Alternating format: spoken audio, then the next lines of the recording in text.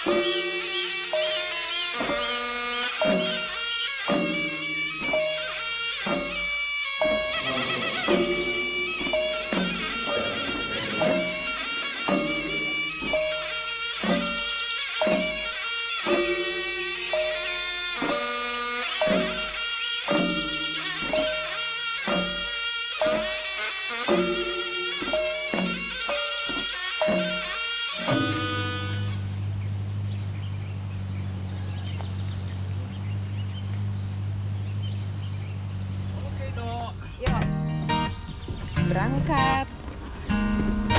Horas senang sekali hadir di sini. Tanah air Sidamanik di Kabupaten Simalungun nan Indah Permai.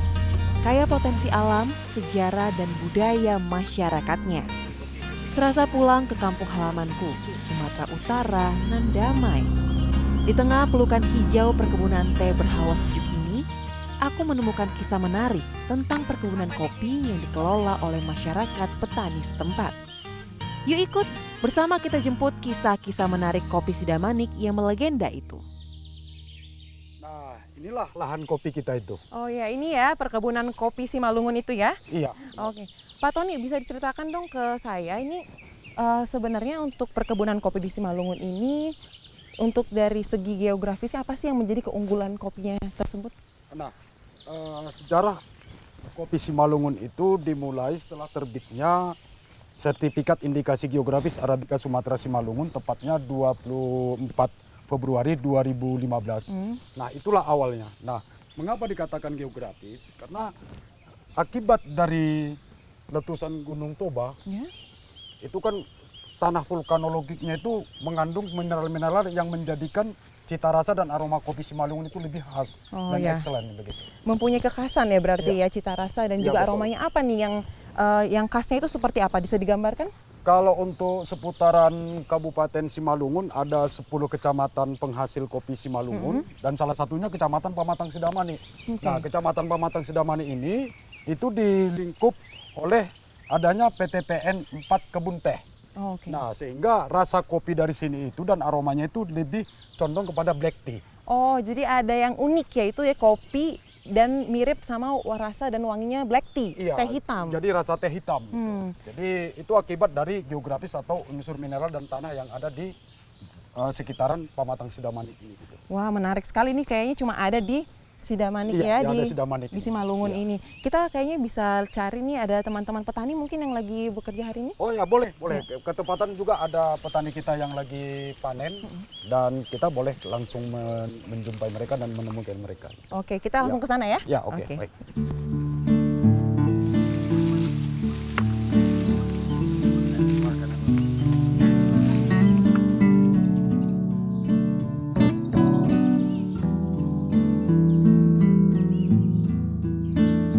Buah-buah merah meranum, rasanya manis, semanis senyum dan harapan ibu-ibu memetik kopi di kebun tulang Tony yang mengantarkanku berkeliling di kebun kopinya ini. Saya kenalkan nih kopi yang biasanya dipetik merah nih ya, petik yang biasanya dipetik sama ibu-ibu kita di sini gitu. Oh, yang warna merah ini ya, Iya, Pak. Yang warna merah ini tuh termasuk jenis kopi Arabica, Robusta atau apa sih yang ditanam di sini? Kalau ini pure semuanya adalah Arabica dan Arabica kita ini biasanya disebut dengan varietas Segara Rutang. Oh ya. Gitu. Jadi ini sudah endemik dengan Sumatera Utara. Namanya unik, kayaknya nama istilah daerah ya, Segara Rutang. Iya. Apa tuh artinya? Kalau Segara Rutang itu ya membayar utang gitu. Oh, artinya membayar Iya, hutang. membayar utang. Ada sejarahnya sendiri ya berarti tuh? Ada, karena pada sekitar di bawah tahun 2005 petani-petani kita menanam kopi ini, begitu petik, olah, kembali lagi besok sudah bisa langsung dijual ke pedagang pengumpul begitu. Oke. Iya, jadi itulah Menarik yang ya. melatar belakangi, makanya dikatakan ini kita tanya sama opung-opung kita, ibu-ibu kita segara rutang gitu. Nah, ini juga ketepatan ada petani ibu-ibu nih yang lagi Iya. pada panen nih. Saya dengar sih ada suaranya, kita samperin mungkin? Boleh. Yuk. Hora, selamat pagi ibu-ibu. Oh, Rasina. Ibu ini hari ini kegiatannya lagi ngapain aja nih Bu? Lagi metik kopi. Oh, metik kopi. Ini hasilnya Bu ya? Iya. Saya lihat ya Bu. Wah, ada banyak ya Bu. Kalau metik kopi gini mulai dari jam berapa sih Bu? Jam 8 pagi. Jam 8 pagi sampai jam berapa tuh Bu kerjanya? Kan kalau udah jam 10 pagi istirahatlah minum. Makan snack lah istilahnya, makanan ringan. Nanti kalau udah jam 12 siang baru makan siang. Istirahatlah sebentar, kira-kira setengah jam. Baru sambung lagi. Paling lama istirahat nanti 1 jam lah, jam 1 nanti balik lagi kerja. Kerja sampai jam berapa selesainya Sampai biasanya? jam 4 sore. Oh, jadi seharian ini metik kopi di jeda-jeda gitu ya Bu ya modelnya? Iya. Bu, kalau teman-teman petani di sini pernah nggak sih Bu dapat penyuluhan gimana sih caranya memetik kopi, memilih buah kopi yang bagus gitu? Pernah juga Pernah ya Bu? Dari mana Bu? Ini dari penyuluhannya? Bapak PPN. Bapak PPL. Bapak PPL ini hari ini ada yang datang nggak Bu? Kayaknya datang juga hari Ada ya Bu ya menemui teman-teman petani ya? Iya.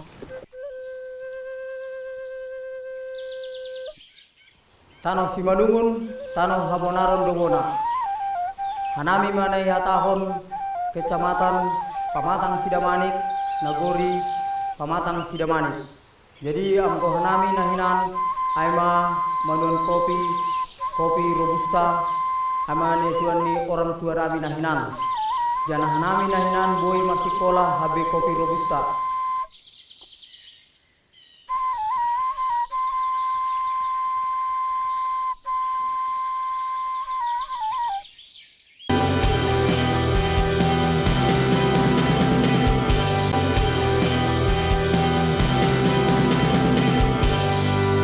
Dipersembahkan oleh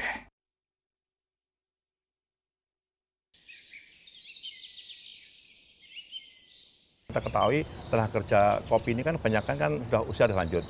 Ini peran yang bagus, penting sekali untuk milenial diberikan kesempatan yang luas.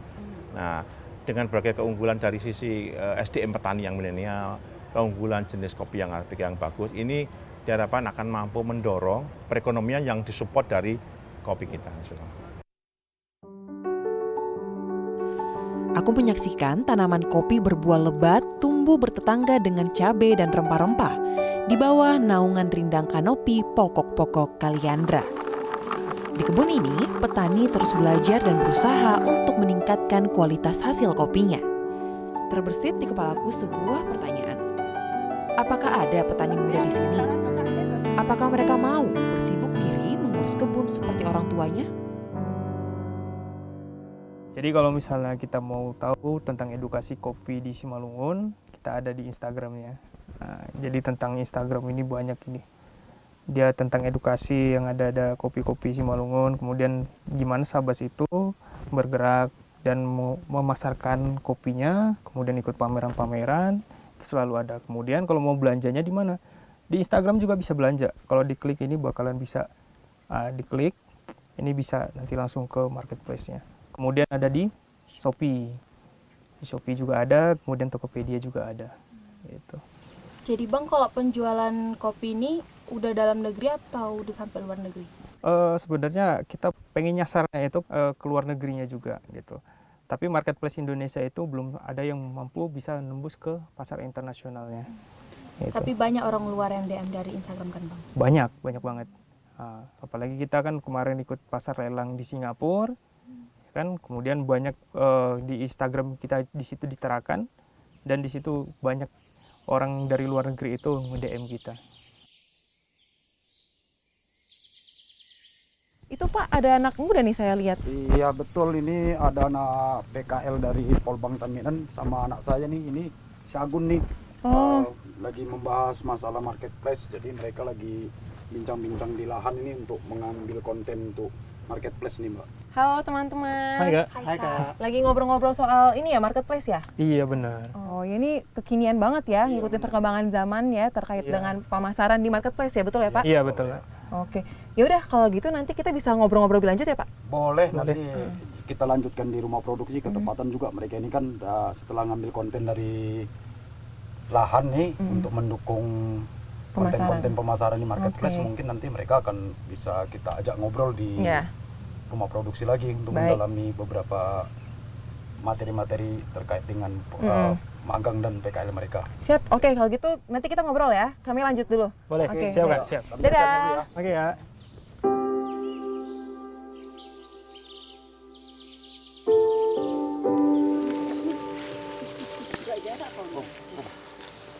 Males, jangan.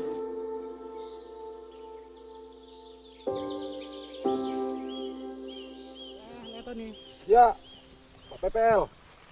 Halo Bapak, dan Bapak siapa Pak? Bapak Endang Sukiswa. Bapak Endang. Saya ditemanin sama Pak Tony nih hari ini lagi keliling-keliling di perkebunan kopi Simalungun. Ini teman-teman PPL ya Pak ya? Iya betul, Pak. Kalau Pak PPL kita ini memang sangat rajin kali untuk mendampingi petani-petani kopi dan selalu menganjurkan teknis-teknis penyuluhan terkhusus untuk bagaimana mengikuti GAP ya, Good Agriculture Practice tentang budidaya kopi gitu. Oke, kalau untuk teknisnya sendiri bisa dijelaskan nggak Pak? Seperti apa cara mengedukasi teman-teman petani di sini supaya bisa memetik mungkin dengan cara yang benar sehingga kualitas kopi tersebut terjaga? Kebetulan ini saya datang kemari, kebetulan ibu-ibu lagi panen. Nah, di sini kami menyampaikan teknis pertanian itu, penyuluhan itu seperti contohnya pada saat ini panen kopi. Ini kita kan ini masih ada yang hijau, ada yang apa, kita hanya dengan memetik. Contohnya petik yang merah. Jadi tinggalkan yang hijau ataupun istilah jangan tidak pakai merambas. Supaya nanti juga ini ada, kan ini masih ada apa ini lagi, bisa tumbuh lagi yang baru gitu. Biar tidak rusak. Untuk bisa untuk berkesinambungan gitu. Oke, jadi menjaga kualitasnya dan juga kesinambungannya ke depan. Benar. Kalau program ini sendiri dijalankannya itu seperti apa sih? Secara berkala kah atau ada target-target tertentu seperti apa dari teman-teman PPL? Nah, kalau kita kebetulan kan kalau kunjungan ke petani itu seperti contohnya ini kelompok Namanis ya. Kita itu ada jalan memang 2 pekan sekali gitu. Nah, jadi kita di sinilah kita menjumpai petani ya. Contohnya kalaupun tidak apa kita tegur sapa setidak-tidaknya kan begitu. Betul. Lalu Pak, sebelum diadakannya penyuluhan sama sesudah ada, seperti apa sih perbedaan signifikan yang teman-teman PPL lihat? Kalau dulu ya kita pada zaman dulu mereka ini juga agak gimana ya, petani kopi ini masih keterbelakang lah ya. Contohnya kalau dulu, contohnya untuk budidaya mereka itu mengambil bibit itu dari bawah pohon. Jadi mereka kita ini untuk mengarahkan mereka, kita hanya sekedar mengingatkan mereka ini sudah mengetahui terlebih dahulunya gitu. Oke, dibimbing ya berarti ya. Oke, baik, terima kasih Pak Endang untuk cerita-ceritanya, berbagi informasinya. Saya mau lanjut lagi nih dengan Pak Tony, lihat-lihat lagi atau kita ada tempat lagi nih Pak yang mau dikunjungin setelah dari perkebunan? Tadi kan kita kan sudah cerita nih, kalau bisa kan habis dari lahan nih kita ada rumah produksi nih. Nah sekalian aja kita ajak Pak PPL-nya. Oh ya, oke, jadi menarik. kalau kita mau tahu persis enak atau tidaknya kopi yang saya ceritakan tadi, gimana sih rasa kopi yang black tea itu tadi kan, kita cicipin aja nanti, sekalian lihat-lihat cara pengolahan sampai dia nanti pengemasan di rumah produksi kita. Mantap. Kan gitu ya, karena keterlibatan Pak PPL juga sampai ke rumah produksi ada. Oke, dari hulu hingga ke hilir ya. Betul. Betul. Oke, kita langsung menuju rumah produksi. Boleh, yuk Pak PPL.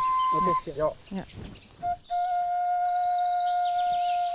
Jana hanami pe maka tahun terima kasih do huma hubani pemerintah Kabupaten Simalungun sonai haganupan nara masyarakat mendihuti nah perkembangan zaman yang modern ini. Jana hanami pe domma di haganupan manuan kopi arabica jana ekonomi masyarakat pakun haganupan nadong i pematang sidamanik doma meningkat sonon hata upasani Simalungun maka tahun Jumani 10 itu mah Jumani 10 anggo singgah nasiam masyarakat Simalungun pakon nalegan singgah nasiam aima itape kopi sabas na adong aima isinaman dua.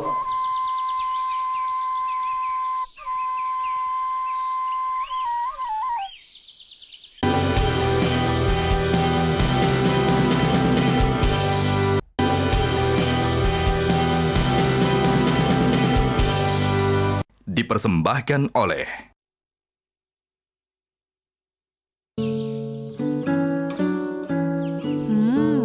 Tempatnya cocok banget untuk healing dari penatnya rutinitas di ibu kota.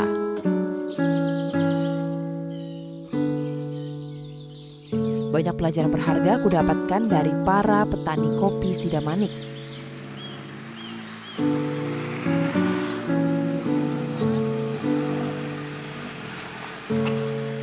Eksisnya Kopi Sabas, kalau dari Dirjen Bun ya, itu dulu sebelum merger Dirjen P2HP, Dirjen Bun, tapi udah satu lah itu. Kementerian Pertanian? Iya, Kementerian Pertanian ya. Itu peralatan-peralatan yang kita gunakan ini adalah merupakan bantuan dari Dirjen Bun lah, dari Dirjen P2HP. Nah, itu sarana prasarana, sehingga yang awalnya dulu kita menggunakan teknik wal tradisional, sekarang kita sudah bisa menggunakan yang namanya sistem mekanisasi.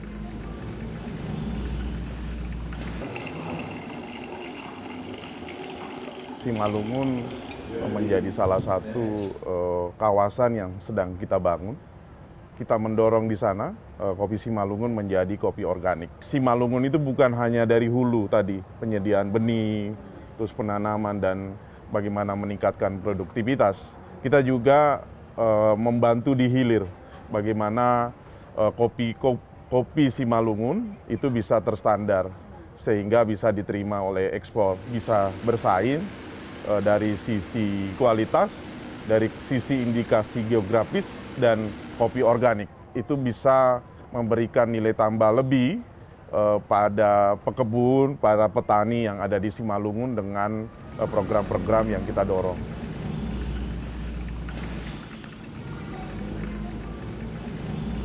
Kopi di sini mereka bilang dari zaman dulu sekolah sian kopi, bahasa Indonesianya sekolah dari kopi. Itu yang petani-petani sampaikan ke kami gitu. Nah, kemudian dengan nama program dari pembinaan petani kopi ini adalah program sekolah kopi, Pak. Jadi memang kita bina dari budidaya, kemudian kita juga ada bantu sarana prasarana, kemudian setelah itu pasca panen juga ada. Jadi bagaimana mereka seperti yang disampaikan oleh dari Dinas Pertanian dan Perkebunan juga, bahwa dari pemerintah mereka itu biasanya nanam masalan gitu Pak. Ternyata kita bina juga, kita ajak komunikasi, bekerja sama juga dengan pemerintah dan tim Pak Tony juga. Berarti kita harus sinergi ya. Pemerintah betul, dalam Pak. Hal ini pemerintah pusat, pemerintah daerah kabupaten dan provinsi, mulai dari yang terkecil sampai yang paling tinggi harus sinergi ya. Betul, untuk Pak. Tetap kita bertahan dalam kondisi saat ini. Bagaimana pelaku usaha kita yang sudah berkembang semakin berkembang, begitu ya kata saya. Betul, Pak. Jangan lelah berbuat baik kata saya untuk petani kita ya, pekebun kita ya. Oke, Pak. Agun, sang petani milenial, menunjukkan prestasi-prestasi petani kopi Sidamanik. Lihat, banyak sekali piagam dan sertifikat yang telah diperoleh kopi Sabas. Agun menceritakan bagaimana kopi diolah hingga dikemas di rumah pengolahan kopi Sabas. Mengagumkan dan sangat inspiratif. Tulang Tony mempertemukanku dengan pendamping petani bernama Kak Tasya. Ia menunjukkan tanaman kopi Robusta yang telah berusia lebih dari 100 tahun. Ini menjadi bukti bahwa tradisi menanam kopi Sidamanik telah berlangsung sejak dahulu kala.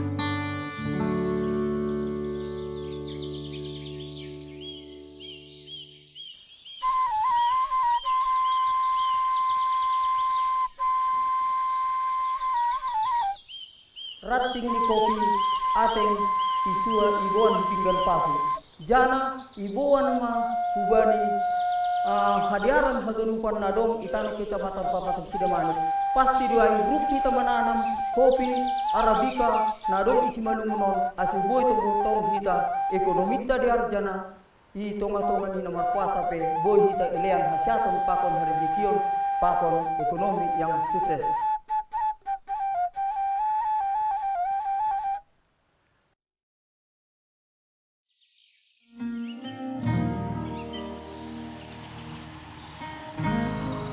Sore ini angin berhembus kencang di kawasan Tigaras. Sore merambat senja, kabut-kabut menyelimuti pucuk-pucuk dataran tinggi Toba dan Elok. Tanda sudah secangkir kopi Simalungun yang kuhirup tadi. Angin membawa sayup alunan seruling tortor harmoni semesta alam. Kini aku akan kembali ke Jakarta. membawa kisah-kisah indah Simalungun yang selalu dirindukan.